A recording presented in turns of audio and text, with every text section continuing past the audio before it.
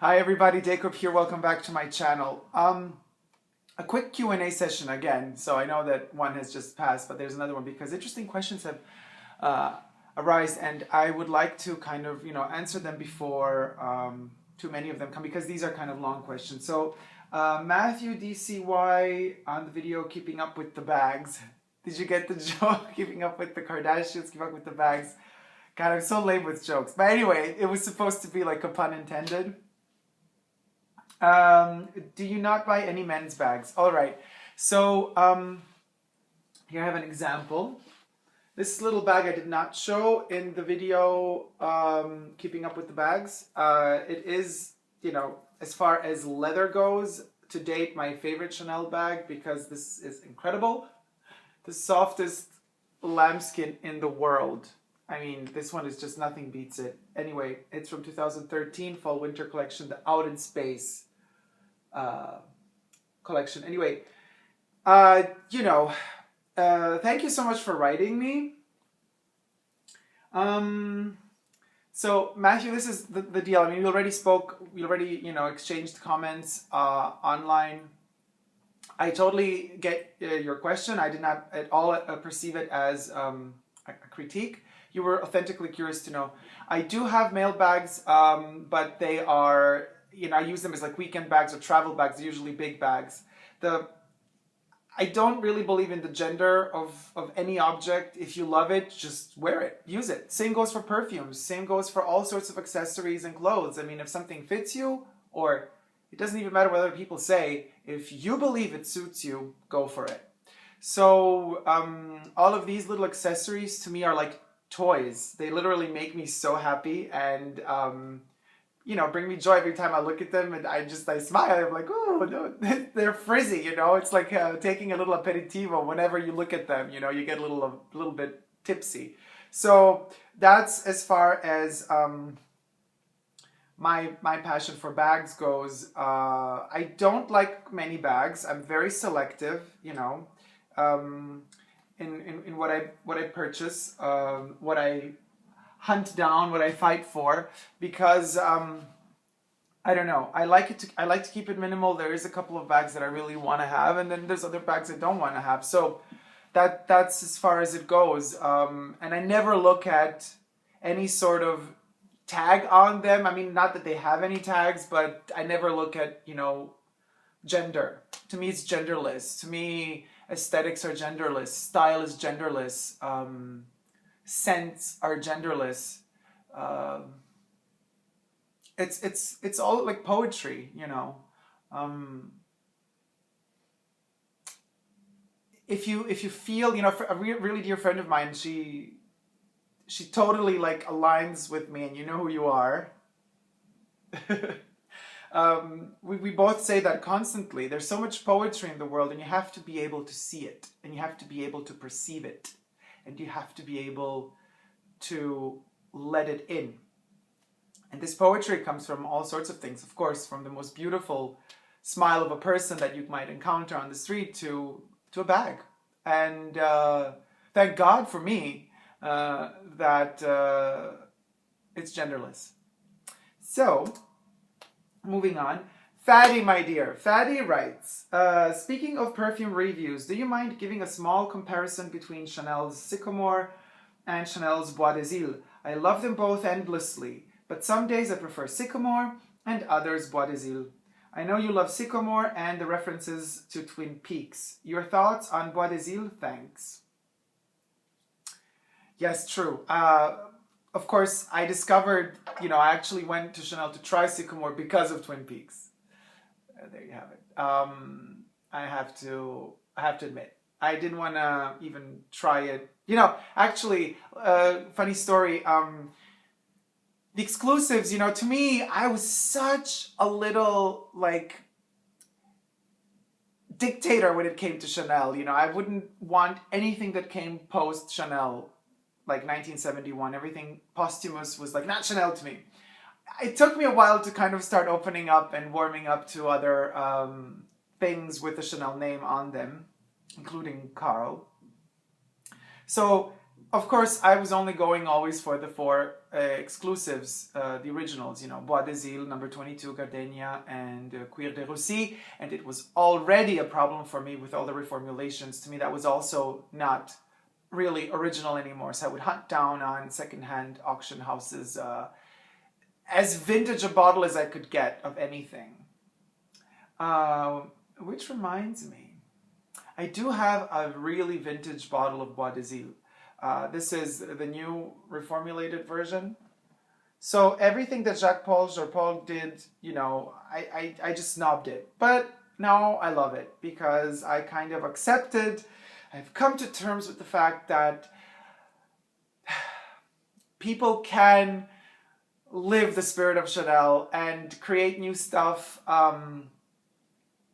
for the brand in honor of her. So I've come to the point where I can accept it. And so anyway, but Twin Peaks helped me because I love Twin Peaks and I love Underneath the Sycamore Trees, the song. And so hence the little baby. I'm already on my second bottle. That's how much I love it. I have like 3 bottles of this one. I have the 75 ml, the 200 ml, and I have the old, one of the vintage bottles like from the 90s, 100 ml spray bottle. Oh, I also have a vintage pure perfume of Bois des Îles. I wish they made a pure perfume of Sycomore, but I do believe if they did, it would be dramatically intense. I want to focus. Okay, focus. It's like, where is it? I can't even see. All right, but let's get to the comparison. They're very different. So one is from the 20s. Bois des Îles is from the 20s. Sycomore is from 2000s. There's 80 years between them. More than 80, maybe even. But we mustn't forget, Chanel did have a perfume called Sycomore in the 40s. Now, this one has not been advertised for as being another one of the originals from Coco's life that have been reproduced. So we don't really know. I have never smelled the original Sycomore from the 40s, so we do not really know if this resembles in any way the Sycomore from the 40s. I would say it doesn't. Merely because of the concentration of all the ingredients within it. It doesn't smell like anything from the 40s would ever smell. It's too... I have to unfortunately say it's too time specific. This perfume is very much so within the 2000s and 2010s range. So it might become a classic in the future, you know, it might become something timeless. You know, let's give it another 15 years or another 20 years if they still produce it. And then we're going to see. To me, it has all the potential to become a classic. But Bois des Îles is a classic. Even the reformulated version of it. Because this one has that...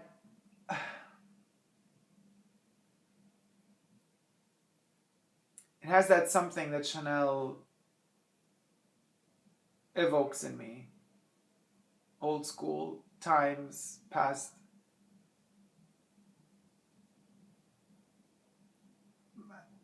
A time long gone. There's a sweetness to it, but at the same time it's very distant. And you have the feeling it's covered up with a fog or a mist of sadness,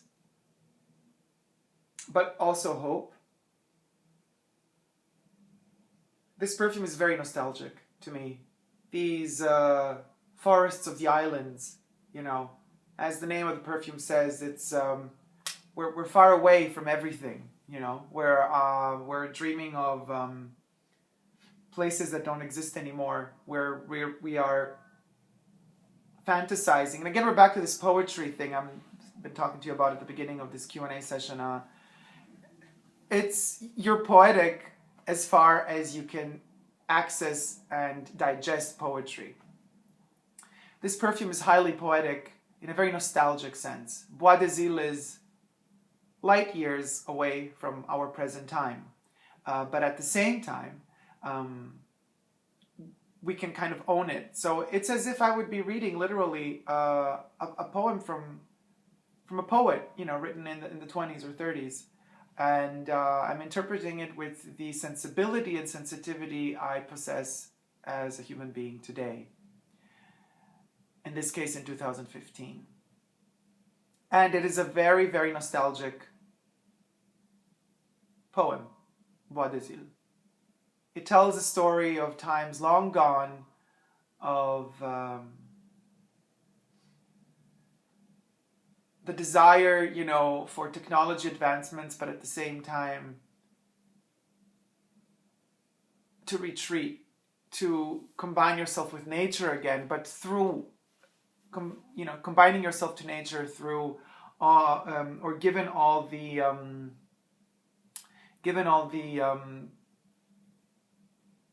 pharmaceutic or chemical advancements of the time. We have to remember that back in the day, aldehydes were the rage. They were new and they were expensive. Now it's a cheap kind of thing. But so we have this kind of illusion of nature, but it's a manipulated nature by humanity, and it's given the substance thanks to the new chemical advancements in perfumery. So the forest of the islands is for the 20s definitely a sort of chemical forest, a high-end fashion chemical forest. For us today, it's nostalgic. It almost smells annoying in a way, but if you understand its poetry, it's magical. Now, sycamore, on the other hand. Sycamore is probably the modern advancement of perfumery, combined with a need of earth and earthy tones. We're not within a forest on the islands anymore. With sycamore, we are underneath the ground. We're not dead, we're alive, but we're digging. We're desperately digging, really deep, and with our nails or claws even, the ground, and fingers get dirty and everything gets dirty and the soil is all over us. And there's a phone call. I'll be right back. Something I ordered and it's apparently not really arriving. Anyway, that should have been another unboxing, but oh well, not gonna happen. Maybe in the future. So we are in the earth right now, right? We're digging. It's like a need to connect to nature from a totally different perspective from the 20s. Today's need to connect to nature is more extreme, it's more absolute. And it's without a desire of high-end technology. It's more the need to abandon all of that and just retire, literally, in an oasis of beauty and paradise, filled with beautiful plants and amazing scents surrounding us. The senses, are kind of massaged by everything that Mother Nature has to give us. Sycamore is a bit tricky because it does have that nature in it and that need for nature, but it's dirty. It's very, very dirty and wet and moist and humid. It kind of shows to you the essence of what Earth has to give us. So the beauty of this dirty vetiver that, as I said in an interview before, you pull it out of the ground and you're smelling it, and it's just so animal and very sexual as well. So this type of perfume, I don't even know why they called it sycamore to me. I love that they called it sycamore for obvious reasons, because I love the word and I love what it represents. But it should have been called, I mean, it's such an ugly word, soil, no? But, or it should have been called, I don't know, wet vetiver or black vetiver or something like that. I wonder.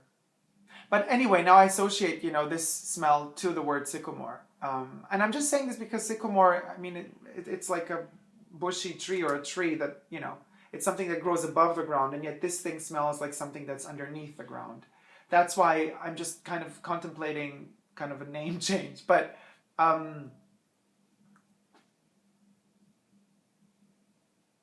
it's so overpowering and gorgeous and wet, and it bites you, but in such a healthy way. It's not one of those perfumes that bites and causes headaches. This one literally bites you back. It's as if, you know, nature would like, the smell of nature is like poof, you know, it gives you like a slap and says like, wake up. On the other hand, Bois d'Azil gives you more of a feel of nature kind of evading you and being somewhere else. It's more utopic. It's a utopia. It's a utopic nature, and this one is a dictator type of nature. But you love them both. They both have really good sillage, projection, longevity. Sycamore even more so, I would presume, because of its kind of acidity. It's more acidic. Bois d'Azil, you know, and the sandalwood in it stays warmer and closer to the skin. This one is also very close to the skin, but it's very acidic, you know, it's acidy. Not citrusy, acidy. Excuse me. The acid. So both talk about nature. Both are kind of related to trees or bushes. And both still exist, and it's a great thing to have them both because they literally catapult you to the past, to the future, to the present, to the past, to the future, to the present. It's a vortex of emotions. I would not wear the both together.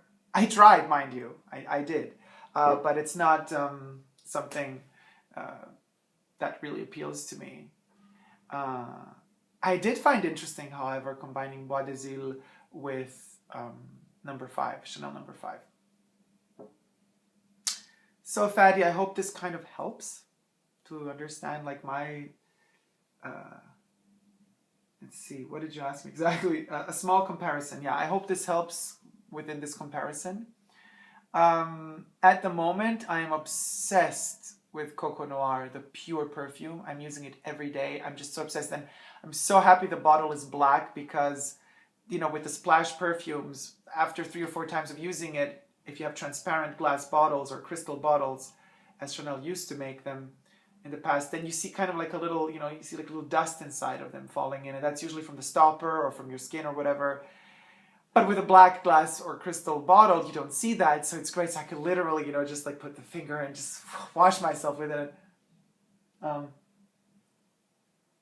my God, this perfume, so delicate. Sorry, I'm not totally skipping to Coco Noir, but Coco Noir, pure perfume, worlds away from the eau de parfum. I mean, guys, if you get a chance, get the pure perfume. The bottle of the eau de parfum is amazing, and I want to love the eau de parfum, and I want to wash myself with it, but it's just so aggressive in the beginning. It takes it so long for it to kind of get tamed on my skin. Where, on the other hand, the Coco Noir is just mesmerizingly... envelops you in such a way. So I'm obsessed with it. I'm using it so much. I'm gonna have to get a new bottle soon because, you know, 15 milliliter, it's a joke. It ends so soon. Last question.